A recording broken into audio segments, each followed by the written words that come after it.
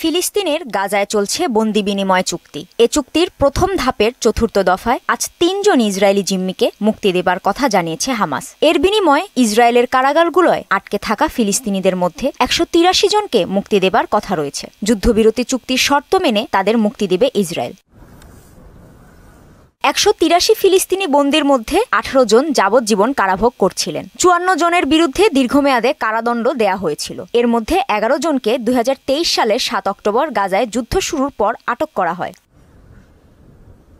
এদিকে ফিলিস্তিনের গাজা উপত্যকায় মৃত্যুর ঝুঁকিতে রয়েছে কমপক্ষে ২৫০০ শিশু। এই শিশুদের একটি বড় অংশ ইসরায়েলি হামলায় আহত হয়েছে বলে জানিয়েছে জাতিসংঘ। ১৫ মাসের হামলা চলাকালীন সময় যুক্তরাষ্ট্রের ৪ জন চিকিৎসক গাজায় স্বেচ্ছাসেবী হিসেবে চিকিৎসা সেবা দিচ্ছিলেন। বৃহস্পতিবার তাদের সাথে জাতিসংঘের মহাসচিবের এক বৈঠকে এ সকল তথ্য সামনে আসে।